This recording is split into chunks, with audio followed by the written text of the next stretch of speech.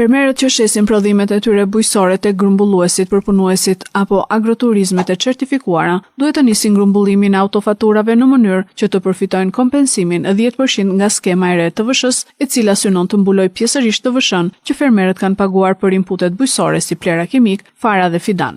Ministri i Bujqësisë dhe Zhvillimit Rural Andi Salla, gjatë një takimi në Elbasan me fermerët, bëri thirrje për grumbullimin e autofaturave me qëllim përfitimin e kompensimit.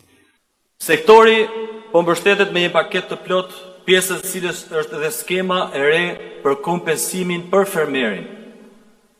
Kjo do të thotë që fermerët që shesin prodhimet e tyre bujqësore tek grumbulluesi, përpunuesi e agroturizmi do të kompensohen në masën 10% të vlerës së faturës.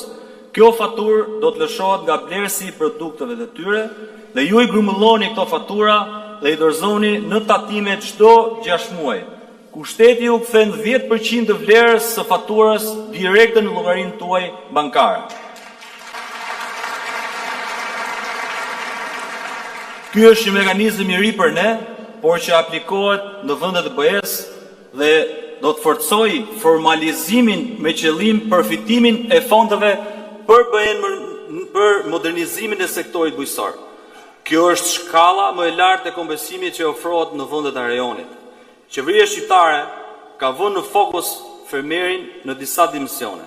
Nga tatimet u sqarua më herët se parashikohet që fermerët vitin e ardhshëm të dorëzojnë kërkesën përmes platformës e-Albania dhe të konfirmojnë online çdo autofaturë të lëshuar në emrin e tyre. Pas verifikimit, shuma e kompensimit do të derdhet direkt në llogarinë bankare të fermerit brenda 30 ditëve.